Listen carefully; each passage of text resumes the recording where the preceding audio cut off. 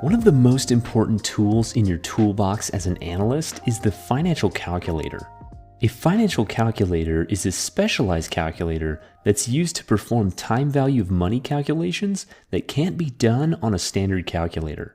Now, while you can perform these calculations in Excel and in other programs, you won't always have these at your fingertips, so knowing how to use one of these will ensure that you can always do financial calculations on the fly. If you're someone who's looking to break into this industry and be taken seriously, it's very important that you know how to use one of these. There are many financial calculators out there in the market, but my personal favorite is the Texas Instruments BA2 Plus. I used this calculator for all 3 levels of the CFA exam and it worked great for me, so I'd highly recommend it. Now, some people swear by the HP12C as well, and this is the original financial calculator that came out in the 80s, but I personally like the BA2 Plus because it has a more modern and user-friendly feel to it. This calculator currently runs for about $35 online, and I'll post a link for you in case you want to buy one. Now, as I previously mentioned, financial calculators are used to perform time value of money calculations.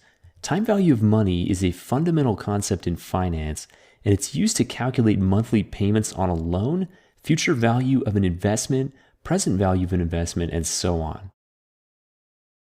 Financial calculators have 5 time value of money inputs which are shown in a row on the BA2 Plus. N stands for the number of periods, I per Y is annual interest rate, PV is present value, PMT is payment, and FV stands for future value. Every time value calculation requires that you provide the calculator with 4 inputs, and then the calculator will find the missing 5th piece for you. So if we were looking to find monthly payment, we'd need to supply the calculator with number of periods, interest rate, present value, and future value. And similarly, if we wanted to calculate the interest rate, we'd need to supply the number of periods, present value, payment, and future value. The most common time value of money calculation is the monthly loan payment. So to demonstrate this, let's say that we found our dream home, and in order for us to buy it, we need to get a $400,000 loan. So we go to a bank and we speak with a loan officer who presents us with 2 options. The first option is a 30-year loan at 6% interest, and the second option is a 15-year loan at 5.5% interest. So given these criteria, let's use our financial calculator to calculate the monthly payment on each option. Okay, so let's start with option 1 first. Now the first step is to input the loan amount as the present value. So we have $400,000 and we'll press PV to register this value as the present value.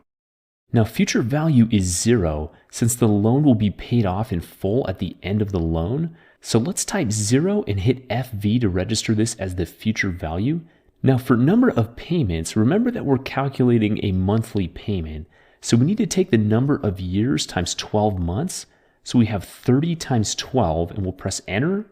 And now we'll hit N to register this as the number of periods. And for interest rate, the lender has quoted us an annual rate. So let's convert that to a monthly rate by dividing 6 by 12 and hit enter. And now we'll hit I over Y for interest rate. So now we have all 4 inputs that we need to compute the monthly payment. And to do that, hit the CPT button in the top left corner and now hit payment. And we get $2,398.20 as our monthly payment for option 1. Option 2 is a 15-year loan at 5.5% interest. Now before we do the calculation, let's first clear out the existing time value of money inputs. And to do that, first press the second button, and now we're going to hit the FV button to clear out TVM, and now we're ready to make the calculation. So again, we have a $400,000 present value and $0 future value, but now instead of a 30-year loan, we have a 15-year loan. So for number of periods, let's take 15 times 12, or 180 months, and we'll hit N. And for interest rate, let's take 5.5% over 12 to get the monthly interest rate, and we'll hit I over Y to register this. And now we have all 4 inputs that we need, so let's hit CPT and PMT.